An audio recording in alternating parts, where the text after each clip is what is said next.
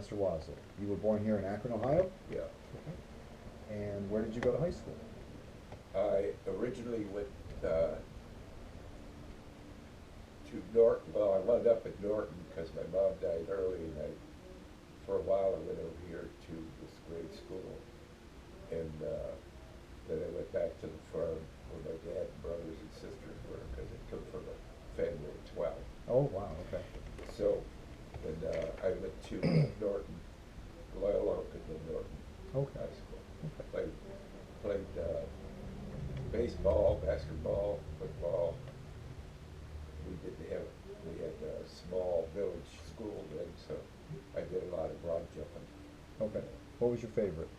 Favorite basketball? Okay. Yeah. How and what interested you in martial arts? How did you first discover it?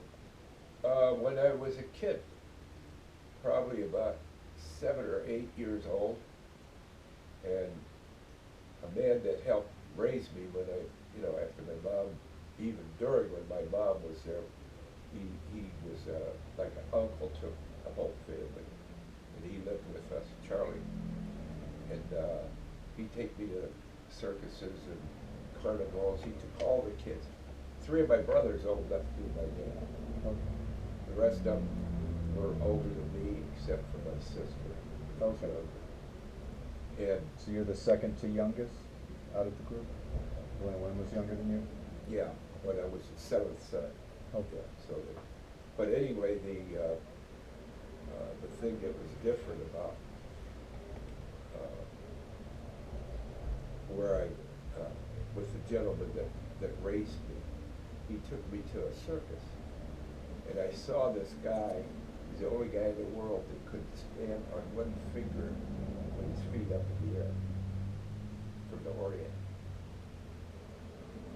And that was unbelievable that a guy could use one finger, not his hand, not his fingers, and stick his feet straight up in the air. That was a finale. Then, a strange thing, I saw it in person.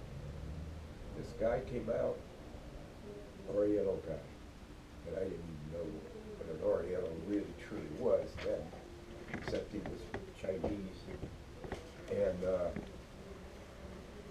he sat down, and he had not bricks like we have here, concrete, but red bricks that they used to have that are still around some streets. Yeah. And he had a pile of marquette. He sat down, and he just went, oh. It was just like a knife cut right through. They wanted him back so bad in that circus to travel and go with them. He only did it one time. He promised he would only do it once. Go. He probably, I know now that he was from the temple, was visiting here. Somebody talked me into doing it. And so a lot of times you get people like that. One guy came that was supposed to be a monk, and he was supposed to be from the temple. He was here. I looked to see who he was. He was very nervous about me. So we know he was a beginner. Okay, not a beginner as far as the martial arts. He could do a lot of phenomenal things, but when he saw me, he knew me. And he was very, very uncomfortable, because he knew I was with the real deal. And you could expose him? Well, not expose him. He had to do what he did, and all he did, instead of explaining what I'm explaining the art to you, which people want to hear, he did some things where he put his hand, foot behind his head here, okay? And when I was doing the art, I could do that myself before I even got to where he is, And a couple other things. And the guy that was supposed to be the interpreter, he was sick. And so if he's from the temple, wouldn't he give him something to make him well enough to at least be there? That was fishy. And he got a lot of money, and he said he's taking it back to the temple. But See, people don't, it's like telling somebody and you got a line of 7 people, you tell this guy a special thing, by the time he gets to the end, it's not even a story. Changes, yeah. Yeah. So when you go out into all these arts, it's the same thing, like Master Lao Pei Chung. He was noted in China for his prose, like his martial arts. He could throw his chi. You sit there and absolutely stun you or kill you. And his name's Lai Pei Chung. Lao Pei Chung. Lao Pei Chung. Yeah. And he went up in the mountains for 60 years. He was 30 years old when he left the temple. And when you're good enough, you have to go through all those chambers, which my instructor had to do. Then you are allowed to leave or stay there. Or you become a bodyguard, you become a teacher, or a fighter. Well, the instructor, he loved the fighting. So when he got out of the temple, he put a sign up in the park, all opponents welcome. And he would fight him. And of course, he beat him, and then that's how they start doing all these things where you get champions, and then the champion of the champions. There's only one. And he wound up being that guy every time he fought. And you would have Shaolin. Okay, it would be Shaolin, Shaolin, Shaolin, first quadrant of 10, second quadrant. In the third quadrant, you would have some of the other styles, like Wing Chun. If they had it, I'm not sure that, but it was a cream, called a cream. Okay. Then you had intellectual, you had snake style, praying mantis, of course, and a host of other styles. That would be nowadays. That would be phenomenal that they were there. And they're all champions, but there's only one champion of the whole CL. That down, and he had 48 fights. He won them all. And some of them, they even tried to use poison on their fingernails. I've heard stories of that. That's actually true. They really did that? Yeah. Wow. And when he got straight with this, because they couldn't beat him, and he just finished the guy fast. And then they antidoted it, of course, because their medicine is probably going to be the type of medicine we'll be lucky to have 1,000 years from now, because they can do it all. And because I've had students and people that are alive today because of what he could get. Wow. 30, 40 years ago. Okay. I'm a cancer survivor myself. I went through it. Cancer of what? I had testicular cancer and choriocarcinoma. See, I treat both of those successfully. Wish I'd have known that a long time ago. Yeah. Wouldn't have had to go through chemo. That was a horrible experience. I have had people go through chemo with the herbs and live, and Chinese herbs included, Western, Eastern. Yeah, that was rough. Yeah. And even far beyond, I've got other things that I've learned because I have a doctorate in homeotherapeutics, which is homeopathy. Okay. And I've done acupuncture now since 1970. I've taught doctors, I've taught chiropractors, other people that are, that are in the medical, not even medical, but non-medical, through the years. And do you currently treat patients? Every day. Oh, wow, okay. This is okay. Wow. Yeah, every day, 7 days a week sometimes. Should have known this a while ago. Yeah. And but anyway, getting back to Lao Pei Chung, his master told him he taught what they call this golden Buddha meditation. Not the stuff they teach you around that can harm your body. With this, you could do anything if you do it properly and you are moral. If you're not moral, it won't work. Okay. He had an instructor, and he took him to a village. And all the people there were kids, young kids. And he said, who are these people? He said, they're your aunts and uncles. He says, but they're younger looking than me. I'm 30. He says, no, they're your aunts and uncles. How? He said, I will teach you, but you cannot teach it for 60 years. And so he was in the mountains, and everybody thought he passed away because he was only 30 when he went up there, but he was phenomenal, like my instructor. And when he heard about my instructor, they have a closed door student and an open door student. Well, what's the difference? Open door means the first one that he started with and the last one that he taught.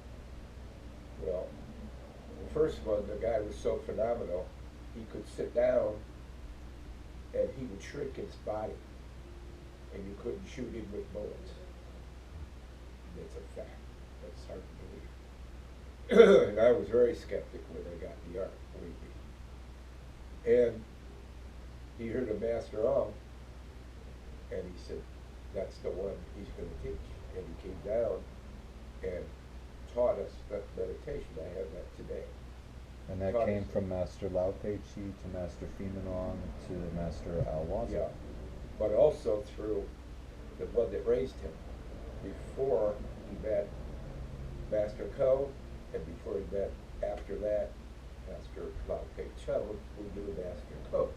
And do you know the name of the man who raised him? We always call him Master Jim, but I have his name here somewhere. But it's their names are opposite when you talk. My instructor told me, he said, if you would ever go to Hong Kong, where he originally had been, he was actually born in Canton Province, which was a subsidiary of the original Shaolin temple, but the fighting is all the same. You're still Shaolin. You don't have to be, I don't have to be in Washington, D.C. if I'm a full, if I'm a general, Sure. And whoever's better is better, no matter what. And so my instructor would fight people that, of course, that came from Shaolin in those fights. And he would beat them. But he wasn't from the major temple. And when he was with this, and all three of these guys, ironically, are from Shantung Province, which is up in China. And when you go to Shantung Province, it was like the New York Yankees back in the day. The murderers row, they called it. You better know how to kick the hell out of 10 guys if you say you're a martial artist. Yeah. And they would walk unopposed. Either one of those masters. That's how good they would go in all of China. So you see, here's this guy, settles here in Barbary. Went back for years while I knew him, and every time he'd be fighting with somebody, It's starting to fall over there. He was fighting with somebody, and I didn't know it. he just told me, all I knew at that time was judo. He told me what it was, because we had to learn that first. Okay, so you did some judo? Absolutely. Oh. That's how they started, but not for fighting, for landing when you fall. The ukemi, the break falls, yeah. So, saved me, I don't know how many times, falling on the ice, and I'd be bad, falling here, falling there. No. My students, huge, big guys, retired policemen, know how to fall. And when they got up in the air, up or down, no injuries. And then they had a thing for the mountains called detong, which is all on the ground. Ground fighting, yeah, I've heard of that. And so, there's nothing that we don't have or haven't done. But the thing is, it's very hard to get people that are dedicated, loyal, and well. See? And that's why this art has been so, how do you say it, non-productive as far as throwing it out there and advertising. You haven't commercialized it. Yeah, like, what is it, Tracy's karate, or whatever. All you gotta do is show up and get your rank. That's terrible. And it's been so. Yeah. And so anyway, a lot of people do a lot of things, but I was in the other arts when I started, before I met my instructor. Oh, yeah, thanks. That was one of the questions. Yeah. Who was your first teacher and what was your first style? Well, he wasn't exactly a teacher, because when I went to go to class, I went to see it. And what he did is he took everybody's name so he could send it back to, and he taught the policemen here. In fact, as I have one that started with him, that's still around today. And this is back in 1950, probably. And who was this? Was this Thurl McClanahan? Yeah, yeah. I've heard that name. Yeah, 1950s. and Gene Chicoid learned off of him, and Thurl, I've heard that name. and he had nothing. I mean, nothing. And the fact is, at that time I was in reserves, and when we got activated, there was a guy from down south, big guy, was with me when we went to see this McClanahan. And we just signed our name there, and he said our name as students when we weren't students. He did that with everybody, and he even screwed the police. They had to sue him to get their money back. Ah, okay. And here Chicoid found out he was taking it out of the book, because he had some Japanese guy come over and teach him a couple lessons. And then he was a sheriff down there in Canton. Yeah, yeah. So what happened is, the guy I was with, it was straight. I was a mess sergeant in the service, and he was one of the guys that worked for me. Mm-hmm. And he was a real tough guy, and him and I had to go in the back room and do some street fighting. And I was used to it. And when we got done, he was my friend, a good friend. And this guy, McClanahan, was bragging, he do this, his judo, and his karate, he called it karate, you know. And this guy was not right. And so this guy gets up, goes out there, and challenges him, right? This guy's not that big, and he just picked him up in the air